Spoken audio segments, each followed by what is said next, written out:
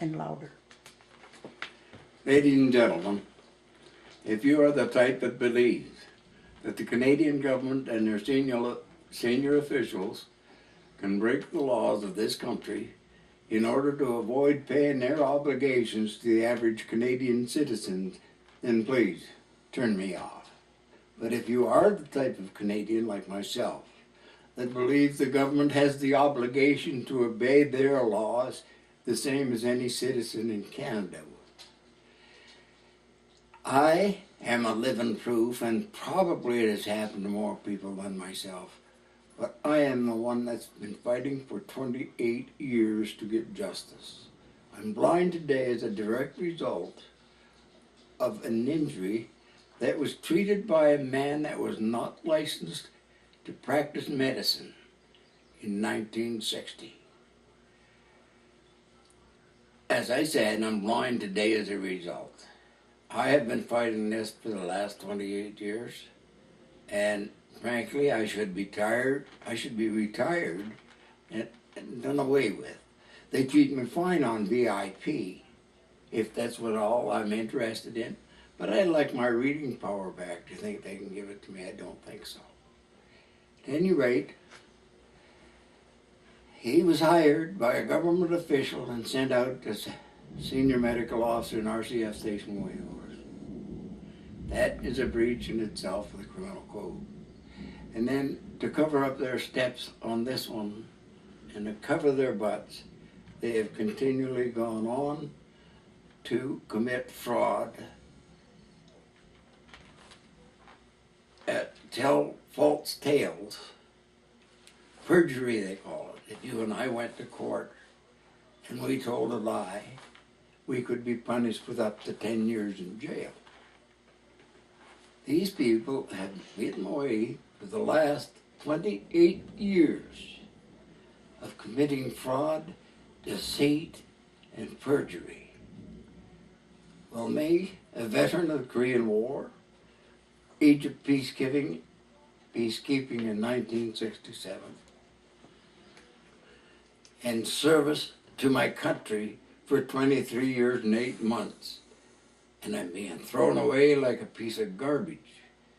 You hear the Prime Minister tell you on his broadcast how much they owe the veterans. I just want you to know just how they really feel about the veterans. They keep denying, and they keep denying, and they will not accept the responsibility of breaking their own laws. For the simple reason, if they decide to give me a full disability pension, which I am entitled to under the Pensions Act, then it's going to cost them a pretty penny by the time they pay the interest. And if you're like I am, you want a pound of flesh. Unfortunately, I do. And I not only want that, I want something for the veterans of the future that can be injured and treated by a real doctor. It's very simple. All they have to do is ask the serving members to pay health care and allow them the right to visit a civilian doctor. Or for that matter, do as Americans do, open the medical facilities in every base to civilians. And then they can hire their doctors and they can set up a civilian practice, and their wages will be comparable to any doctor on Civvy Street. That way they won't have any problem getting doctors. I'm only asking for common sense and fair treatment. And I think everybody in the service deserves that. From the day you sign on for 5 years or 3, your life is on the line. Whether it be doing security at a place like Toronto or Huntsville, or just behaving, doing what the politicians want by going overseas and attending places like Afghanistan, Korea, Sit back. and places like that. A lot of our servicemen have died doing their peacekeeping duties. Don't you think we deserve a fair break? If you do, please call your MPs, phone them, or write them and ask for justice.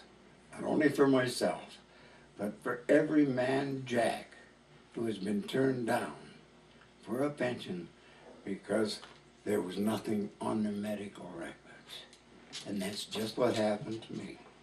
They kept telling me there was nothing on my medical records to support my claim. Well, they deleted that information. And when I got one appeal left, and when I phoned my advocate, she informed me that I had to get a letter from a doctor. And I should send my medical records to a doctor and ask him if he'll write a letter telling me that the treatment the doctor rendered on my eyes was not right. My question is, if there's nothing on my medical records, how am I going to prove that's right? And what is the doctor going to base his opinion on?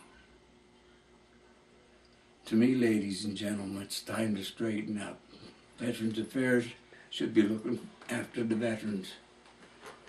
And the Department of National Defense should be looking after defense.